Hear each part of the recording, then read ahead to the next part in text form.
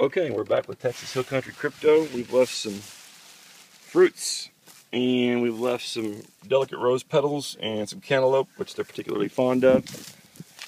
Today I encountered massive restructuring of trees on both sides. There's one restructuring that they've just built with two gigantic trees, and then over here is a little three-way teepee that they've just done. Started off today with a tree snap on the other side of the field.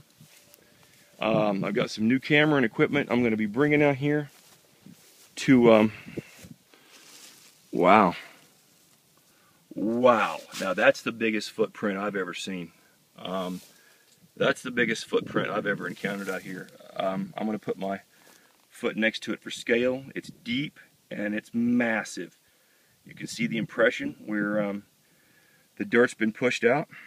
And okay, well, you guys enjoy your food and your fruit.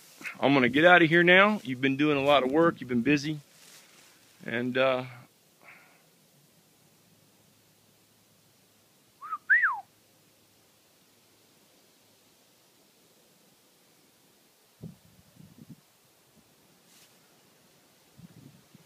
appreciate that.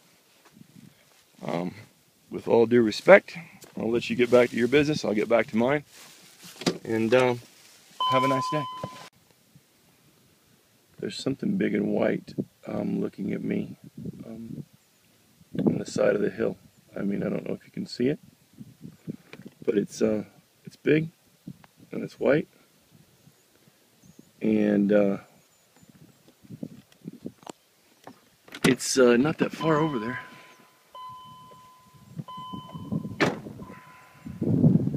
Talking about seeing something white for a while now on the side of this hilltop. Every time I come over here, and I don't know what it is, but you can see what I see, and if I knew how to work the zoom on this silly thing.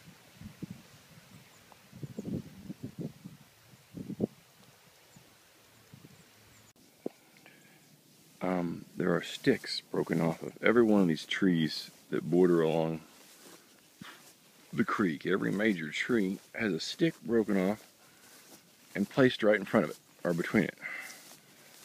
It's like some sort of marker, boundary, I don't know. I just think it's unique that, I mean, and of course you see where they've been broken. That even looks like, you know, a hand might have held it and ripped off the bark to it. Whatever broke the stick off in front of each tree and placed it. Well, I mean, it seems to have a bit of a pattern to it. I mean, they're placed next to each broken stick is placed next to each tree. This is Mike Brookreson. I'm lying in the same spot that I was in this morning. Took my son to the doctor, and you know, I've been sick ever since. I got a fever, and I kind of had the shakes a little bit, you know.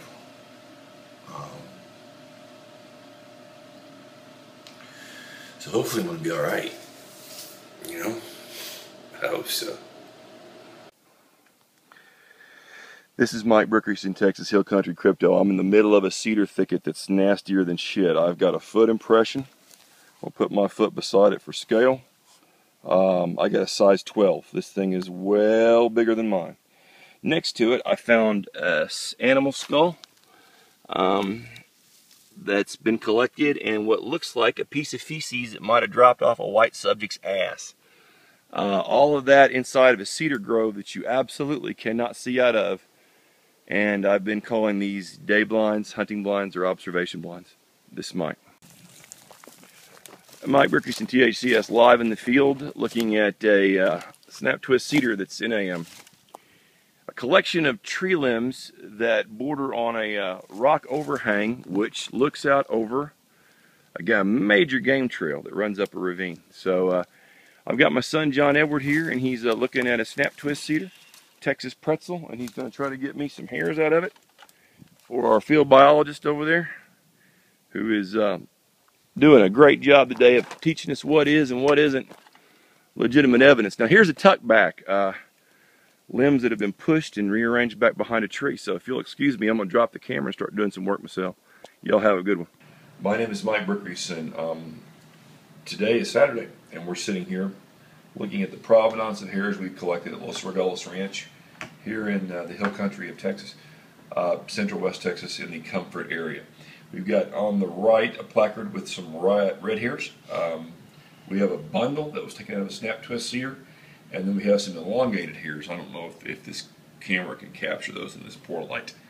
To your left, we have an offset that John's done of a beautiful 2 white hairs, and then at the bottom, you can see as this one twists around how long these 2 are. They don't appear to be cut. They appear to have tapered ends, which is indicative of something that has never been trimmed by scissors. And then finally, we have what we got today. And this guy right here, John Brookreson, is the guy who helped us find these today. And this is his mentor, Mr. John Morley. Here we have in my hand a baggie. In that baggie are about 4 or 5 very fine, very fine hairs. They were taken out of a snap twist cedar. They are white or translucent. So we're going to go ahead and call our fellow researchers and establish a chain of custody and provenance about these, and see where they're to be sent.